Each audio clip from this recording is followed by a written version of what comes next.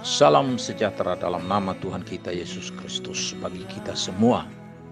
Berbahagia sekali dapat berjumpa lagi dengan saudara semua melalui renungan firman Tuhan yang saya akan sampaikan dengan tema bertepuk tangan dan elu-elukanlah Allah dengan sorak-sorai dalam pertemuan ibadah. Sebelum kita mendengarkan renungan ini, saya mengajak kita berdoa terlebih dahulu. Bapa kami dalam sorga, dalam nama Yesus Kristus Tuhan kami yang hidup dan dalam pimpinan Roh Kudus, kami bersyukur kepada Tuhan untuk kesempatan yang Tuhan berikan bagi kami mendengar firman Tuhan. Kami mau membuka hati kami, memberikan firman Tuhan tertanam dalam hati kami, karena kami percaya firman-Mu lah yang berkuasa menyelamatkan jiwa kami. Hamba-Mu yang Kau percayakan untuk menyampaikan renungan ini, Hamba minta kuasa urapan hikmat dari surga, supaya ketika hamba menyampaikan firman ini, bukan hamba-Mu lagi, tapi Engkau yang berbicara di dalam hamba-Mu, melalui hamba-Mu, bagi kami sekalian, sehingga yang lemah dikuatkan, yang sakit disembuhkan, yang bimbang, yang ragu, iman kami dipertetapkan kembali kepada Tuhan, yang berdosa diampuni, yang berbeban berat mengalami kelegaan daripada Tuhan. Karena itu berfirmanlah bagi kami, karena kami siap mendengar, menerima dan menerapkan firman-Mu dalam hidup kami. Dalam nama Tuhan Yesus kami berdoa. Haleluya.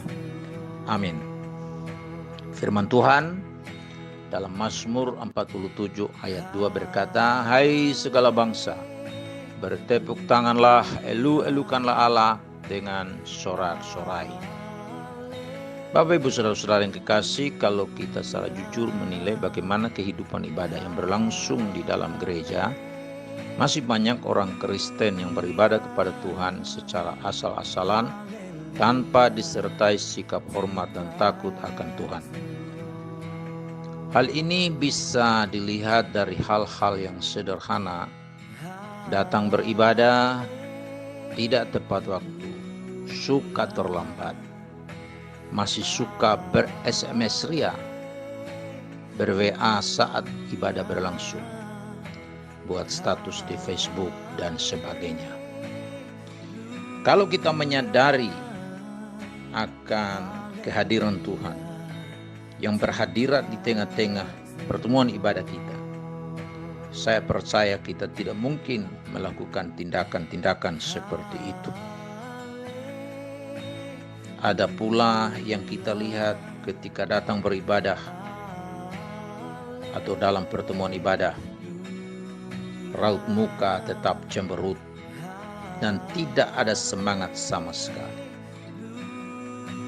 Padahal pemazmur mengingatkan kita untuk beribadah kepada Tuhan dengan sukacita. Datanglah ke hadapannya dengan sorak-sorai. Bertepuk tanganlah, elu-elukanlah Allah dengan sorak-sorai. Artinya Tuhan menginginkan kita di dalam menjalankan ibadah kita kepada Tuhan, kita lakukan itu dengan gembira, dengan sukacita dan penuh semangat. Mengapa kita harus beribadah kepada Tuhan dengan bertepuk tangan? Elu-elukan Allah dengan sorak-sorai. Karena Tuhan telah menciptakan kita, dan tujuan penciptaan kita sebagai manusia untuk memuji, menyembah, dan memuliakan Tuhan.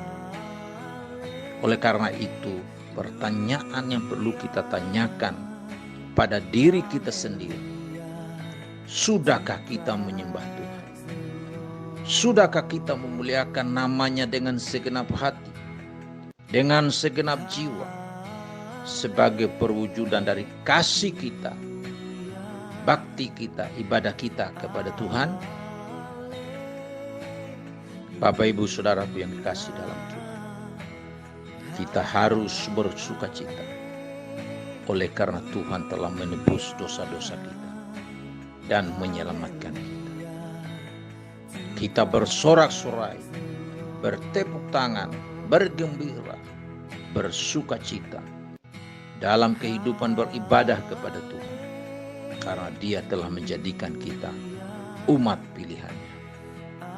Kita bersemangat, kita bersuka cita, kita bergembira, kita mengelu-elukan Tuhan, bertepuk tangan, memuji, memuliakan Tuhan.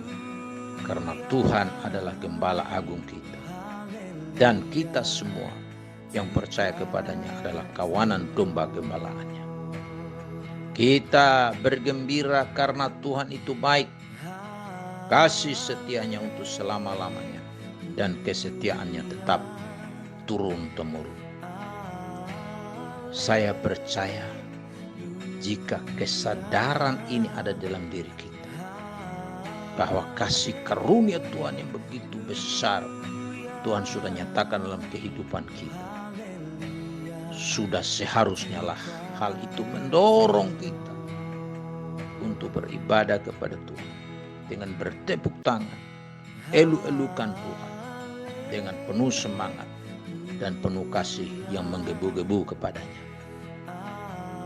Saya percaya orang yang beribadah karena mengasihi Tuhan pasti akan melakukan yang terbaik untuk Tuhan, kapanpun dan dimanapun berada. Dan saya percaya orang yang seperti ini tidak akan mudah kecewa, sebab ibadah yang sesungguhnya yang kita lakukan berkaitan dengan menyerahkan seluruh hidup kita kepada Tuhan, mengabdi kepadanya secara total karena kita mengasihi Tuhan. Saudaraku yang kekasih dalam Tuhan, kita perlu mengetahui bahwa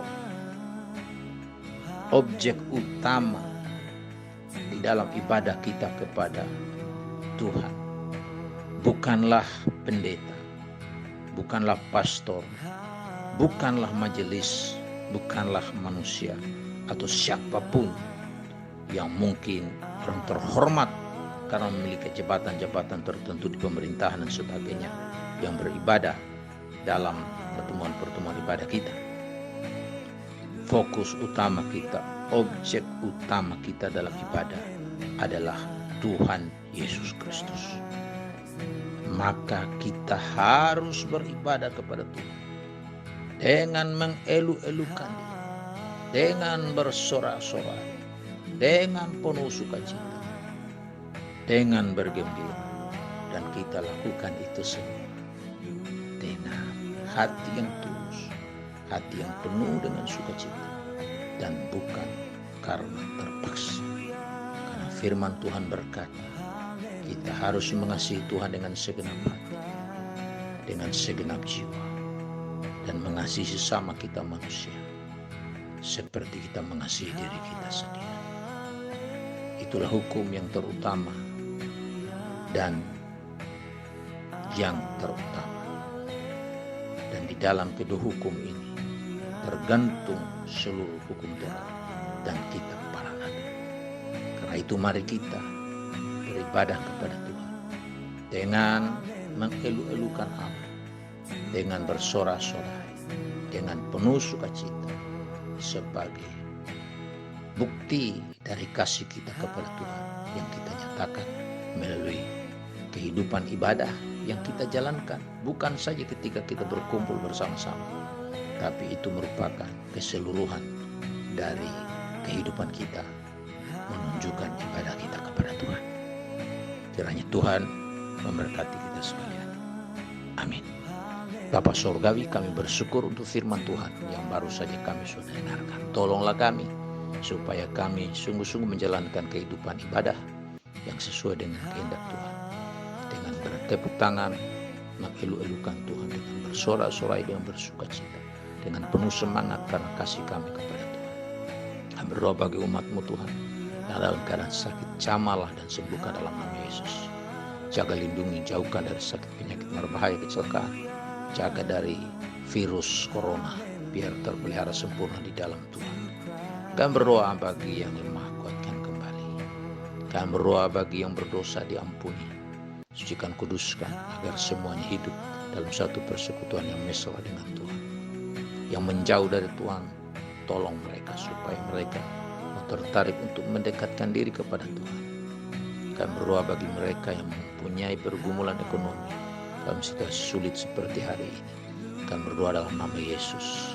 Engkaulah Tuhan yang dapat mengadakan tidak ada menjadi ada dan memenuhi semua kebutuhan, keperluan umat-Mu sesuai dengan kekayaan kasih karunia dan kemuliaan-Mu yang terdapat dalam Yesus Kristus Tuhan. Terima kasih banyak Bapa di surga. Ini doa yang kami panjatkan kepadamu hanya di dalam nama Yesus Kristus Tuhan.